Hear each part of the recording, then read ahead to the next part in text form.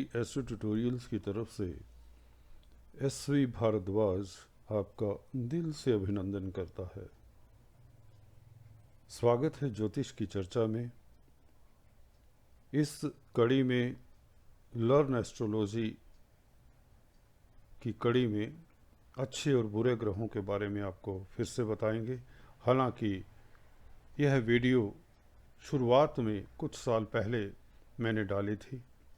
हाँ, इसमें technologically advancement के साथ यह वीडियो समझने में आपको और भी आसानी होगी। उस वीडियो में जो पहले डाला था इतना क्लैरिटी नहीं हुआ। दोस्तों मित्रों के कहने पर बेसिक्स ऑफ एस्ट्रोलॉजी के ऊपर कुछ वीडियोस फिर से प्रसारित कर रहा हूं और यह रेगुलर आती रहेंगी। तो चलिए शुरुआत करते हैं। आपकी कुंडली में अच्छे ग्रह कौन से होते हैं और बुरे ग्रह कौन से होते हैं। देखिए, एक तो सबसे पहले नैसर्गिक शुभ ग्रह होते हैं और नैसर्गिक बुरे ग्रह होते हैं। कहने का अभिप्राय, नेचुरली प्राकृतिक रूप से कुछ ग्रह अच्छा ही काम करते हैं, अच्छा ही फल देते हैं और कुछ ग्रह बुरा ही फल देते हैं। नेचुरली, नेचर के हिसाब से देखें तो। और अभी डिटेल में बताता हूँ नैसर्गिक ग्रहों के बारे में। और दूसरा तरीका होता है अच्छे और बुरे ग्रह जानने का। तात्कालिक चक्र होता है, मैत्री चक्र। कुंडली में पोजीशन के हिसाब से, ग्रहों की पोजीशन के हिसाब से मैत्री चक्र बनता है।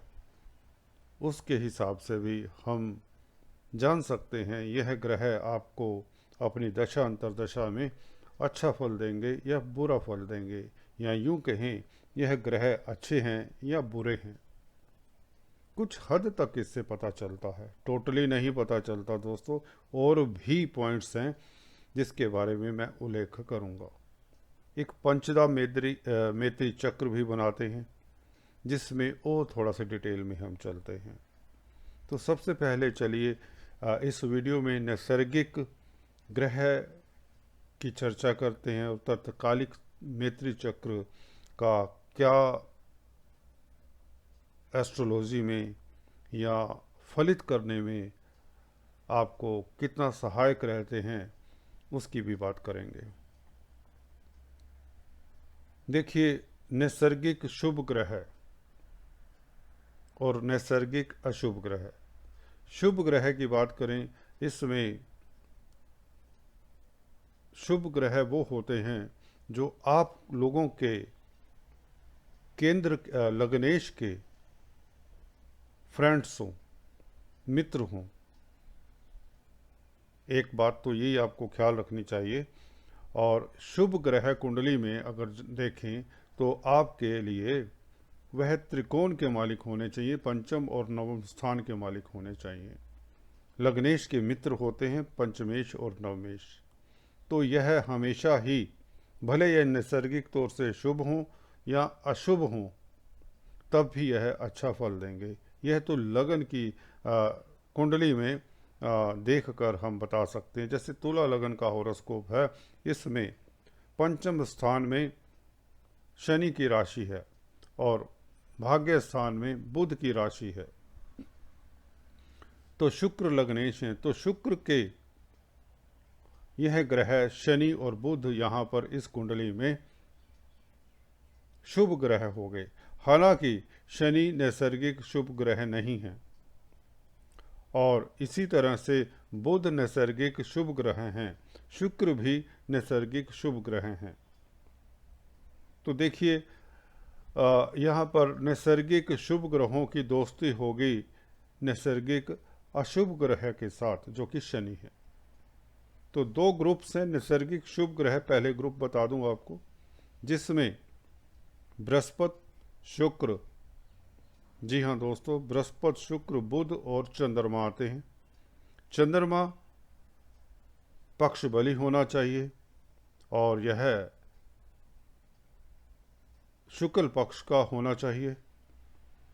शुक्ल पक्ष में भी यह पंचमी तिथि से लेकर त्रयोदशी तिथि जो कि कृष्ण पक्ष की होती है, इसके बीच का हो तो यह पक्ष बली होता है। तो पक्ष बली या कि जो वैक्सिंग प्लेनेट बोलते हैं, मून को वैक्सिंग, बढ़ रहा है मून, पूर्णिमा की तरफ जा रहा है, तो पूर्णिमा तक का मून पंचमी से लेकर पक्ष बली हुआ। पूर्णिमा के बाद यह घटना शुरू होता है और त्रयोदशी तक यह बल लिए रहता है। हालांकि ये कृष्ण पक्ष में आ जाते हैं ये 2 दिन, तो भी यह पक्ष बली रहेगा। तो ऐसा चंद्रमा शुभ प्लेनेट माना जाता है। इसी तरह से बुध अस्त ना हो तो यह शुभ माना जाता है। शुक्र और बृहस्पति हमेशा ही शुभ ही माने जाते हैं। शुक्र भी अस्त ना हो, इसी तरह से बृहस्पति भी अस्त नहीं होना चाहिए। तो ये पूर्णतः शुभ प्लैनेट होते हैं आपकी कुंडली में। मैं एक कदम आगे बता रहा हूं उनकी अवस्था को देखकर। और अशुभ प्लैनेट्स की बात करें दोस्तों, शनि, मंगल, जी हाँ दोस्तों, यह खास दोनों प्लैनेट क्रूर ग्रह हैं। सूर्य भी क्रूर ग्रहों की श्रेणी में आते हैं। कुछ एस्ट्रोलॉजर इसे बीच की श्रेणी में रखते हैं। जी हाँ दोस्तों, सूर्य बीच की श्रेणी के ही ग्रह हैं। हल्का सा इसे क्रूर ग्रह इसलिए कह दिया जाता है क्योंकि यह गर्म ग्रह हैं, विच्छेदकारी ग्रह माना जाता है इन्हें भी। इसके साथ राहु केतु भी नैसर्गिक अशुभ ग्रह हैं, छाया ग्रह हैं, हालांकि इनका अस्तित्व नहीं है। तो 2 ग्रुप्स बने, शनि, मंगल, सूर्य अशुभ ग्रह नैसर्गिक तौर से, शुभ ग्रह बृहस्पति, शुक्र, बुध और चंद्रमा, वैक्सिंग चंद्रमा, पक्ष बली चंद्रमा। नाउ ये तो आपको पता चल गया, ये तो नैसर्गिक नेचुरली हैं। परंतु आपकी कुंडली में, जैसे कि शुरुआत में मैं बता गया कि जैसे कि ये तुला लगन का हॉरोस्कोप बनाया है, कोई भी लगन का हॉरोस्कोप आप सोच सकते हैं। यहाँ पर तुला लगन में शुक्र लग्नेश होते हैं और आप लोगों की कुंडली में शुभ ग्रह वो होंगे। तुला लगन वालों की बात करें या कोई भी लगन हो, अभी तुला लगन की चर्चा लेकर समझा रहा हूँ। इस लगन के लिए शुभ ग्रह वो होंगे जो त्रिकोण के मालिक होंगे। यहाँ पर शनि वैसे ही योग कारक के केंद्र के मालिक भी हैं, 4th घर के मालिक हैं। तो जो प्लैनेट केंद्र और त्रिकोण का मालिक हो जाए, जैसे कि शनि केंद्र के मालिक भी हैं और त्रिकोण के मालिक भी हैं, तो यह योग कारक हो जाता है, अति शुभ हो जाता है तुला लगन के लिए। और बुध भाग्याधीश हैं, भाग्यपति हैं, भाग्य स्थान के मालिक है जो कि त्रिकोण है। तो हर कुंडली में आप ये जानें, नैसर्गिक शुभ अशुभ ग्रहों को ध्यान में जरूर रखिए, क्योंकि उनका जो शुभ ग्रह हैं वह ज़्यादा कष्ट नहीं देते। अगर बृहस्पति की किसी की दशा अंतर्दशा आ जाए, अगर वह खराब घरों का अतिरिक्त स्थानों का मालिक भी है, तो बहुत बुरा नहीं करेंगे, बुरा फल जरूर देंगे क्योंकि त्रिक स्थानों के मालिक हो गए। इसी तरह से अगर मार्का स्थान के मालिक है, 2 और 7वां घर मार्का स्थान होते हैं, इनका कोई मालिक हो जाए शुभ ग्रह, खासकर शुक्र, तो वह भी दंडित तो करेगा, परेशान करेगा, पर बहुत ज़्यादा नहीं करेगा जो मंगल और शनि कर दिया करते हैं। समझ गए? सिंपल सी बात है इसमें। तो ये तो हो गया स्वभाव, नैसर्गिक शुभ ग्रहों का कितना बुरा प्रभाव पड़ सकता है जब वह बुरी स्थिति में होते हैं। और जो नैसर्गिक अशुभ प्लैनेट हैं उनका बुरा प्रभाव कितना पड़ सकता है अगर वह बुरा करने पे आते हैं या बुरे घरों के मालिक होते हैं।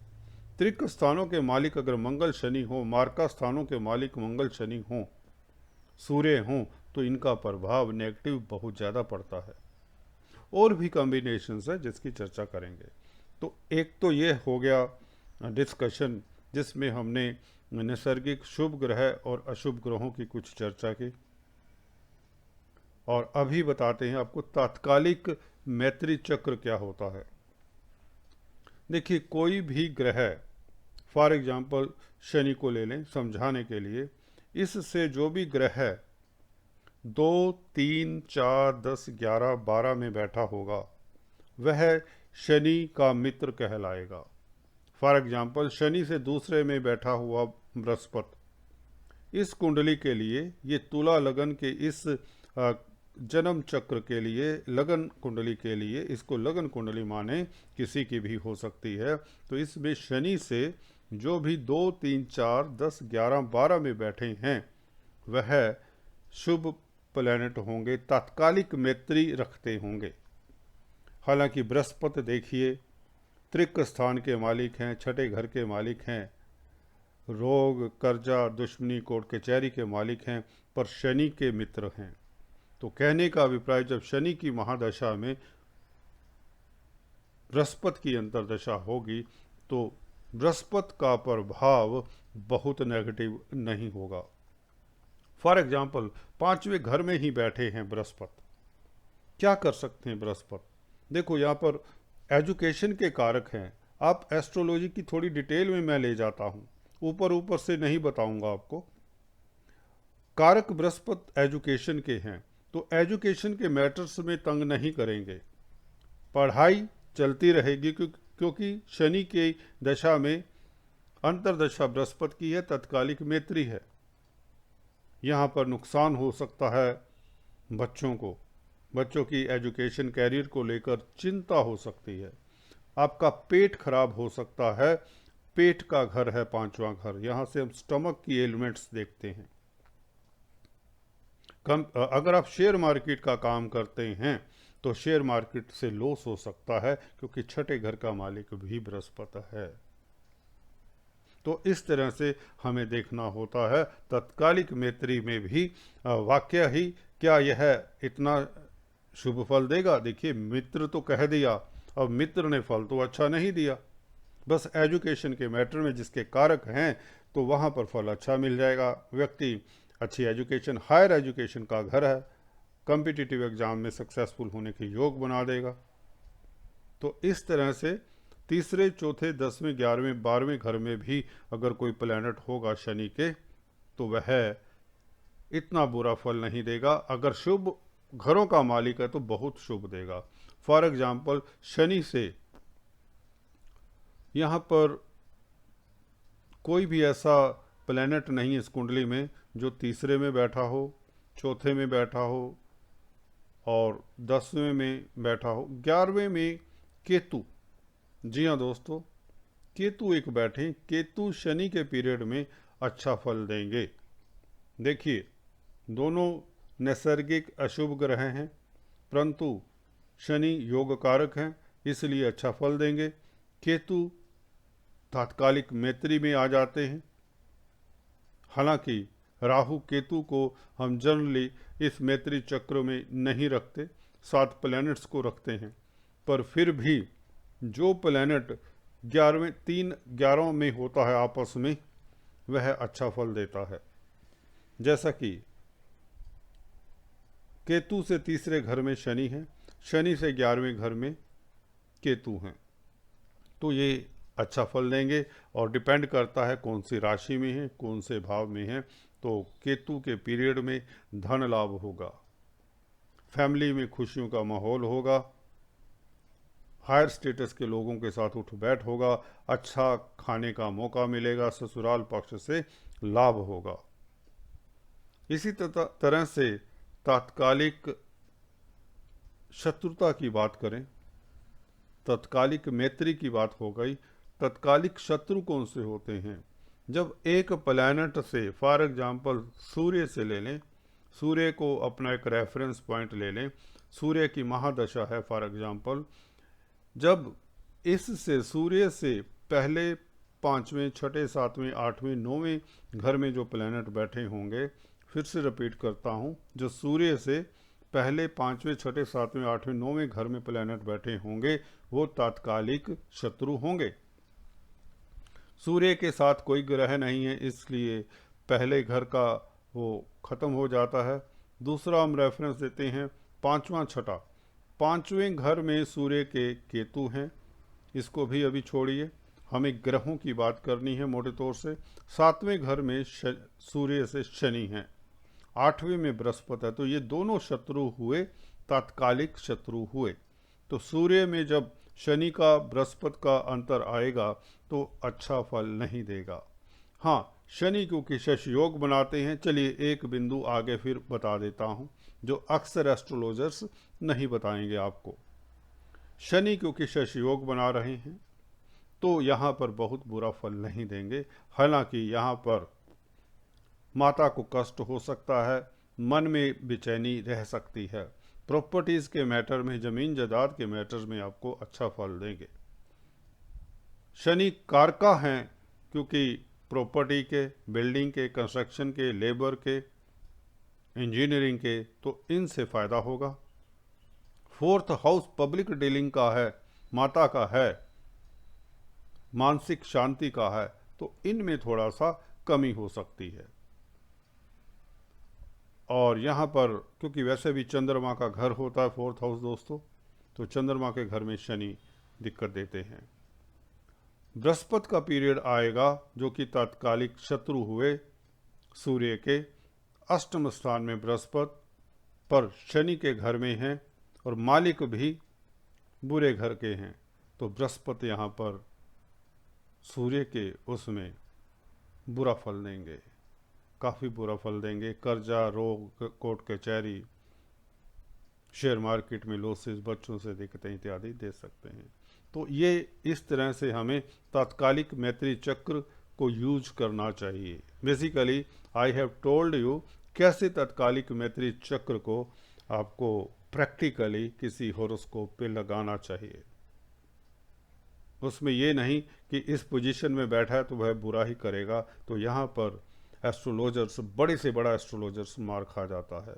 यहाँ पर मेरी कोशिश यही रहती है आपको सही ज्ञान दिया जाए और सिंपल लफ्ज़ों में बताया जाए। अगर फिर भी आपको कोई दिक्कत है तो आप कमेंट करके पूछ सकते हैं। Thanks for watching this video. अगले वीडियो में पंचदा, मैत्री चक्र इत्यादि की बात करेंगे और भी बात करेंगे, इनके स्वभाव, गुण, दोषों की बात करेंगे। शनि, बुध और शुक्र ये क्यों मित्र हैं, चलिए चलते चलते ये भी बता दें, क्योंकि शनि और बुध, शुक्र इनका स्वभाव एक है। शनि जहाँ पर अर्दली तत्व के मालिक है, इनकी एक राशि मकर राशि, और इसी तरह से कुंभ राशि इनकी दूसरी वायु तत्व की मालिक है, और इसी तरह से बुध और शुक्र भी वायु तत्व और अर्दली तत्व के मालिक हैं। तो इनका जो नेचुरली जो इन्हें तत्व मिले हैं वो भी एक दूसरे के मित्र हैं, या कह लीजिए आपस में उनका समन्वय है। तो इसकी चर्चा भी किसी वीडियो में करेंगे। आज इतना ही। Thanks for watching this video. Please do subscribe, like and share. Thank you so much.